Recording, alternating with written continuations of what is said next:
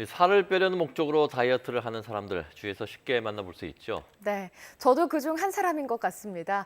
그런데 좀 하다 보면 원래대로 돌아가 많이 먹게 되곤 하죠. 이런 분들에게 적합한 다이어트 방법이 있다고 하는데요.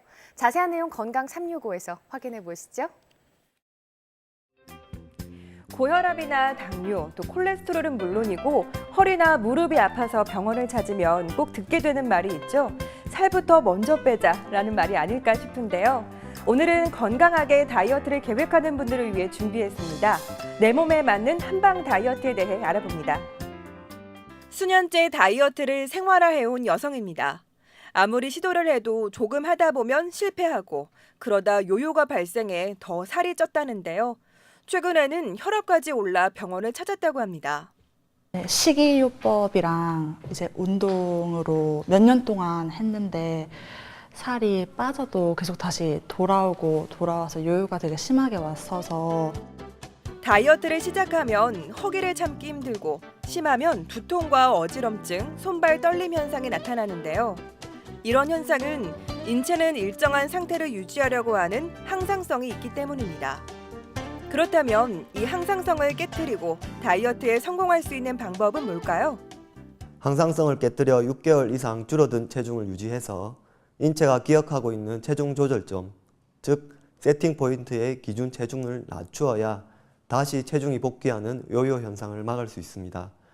예를 들어 아이를 출산한 후 6개월 이내에 원래의 체중을 회복하지 못하면 체중 조절점이 높아져서 산후 6개월 이전의 체중을 줄일 때보다 더 큰 노력이 필요하게 됩니다. 실제로 굉장히 많은 다이어트 방법들이 있는데요. 이것저것 안 해본 다이어트가 없다는 분들도 있습니다. 중요한 건 사람마다 비만의 원인이 다르다는 사실입니다. 비만 원인을 정확히 파악하고 치료를 해야 효과적이라고 하는데요.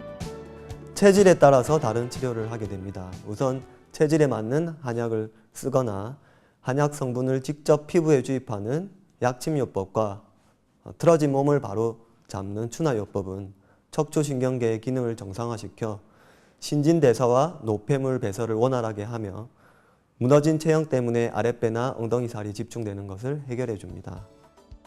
한약은 에너지 대사를 높여 지방을 분해시키고 독소와 노폐물 배출을 촉진시킵니다. 또한 다이어트로 인해 나타나는 여러 가지 부작용을 해결해 주므로 한약을 복용하면 건강하게 체중을 줄일 수 있습니다. 한약을 먹으면서 추가적인 치료를 병행하면 좋다고 하는데요. 다이어트를 도전할 때마다 실패하는 데는 이유가 있다고 하죠. 평소에 위장 기능이 약하거나 대소변이 시원하지 않으면서 몸이 붓고 운동이 너무 괴롭고 힘든 사람은 다이어트도 힘들어서 포기하기가 쉽습니다. 이런 경우에는 목표를 과하게 세우지 않고 오히려 몸을 보호하는 한약을 쓰면서 활동량을 늘려 점진적으로 체중을 줄여가야 합니다. 평소 의지가 부족하고 식욕을 이겨내지 못하여 실패하는 경우에는 스트레스에 대한 저항력을 올려주는 경추추나요법으로 치료받고 생활습관과 식단을 전문가의 상담으로 관리받아 해결할 수 있습니다. 보통 다이어트를 오래 달리기에 비유를 많이 하는데요. 자신에게 맞는 다이어트를 계획하셨다면 이제는 꾸준한 운동으로 건강 나이를 더 젊게 가꿔보는 건 어떨까요? 건강 365였습니다.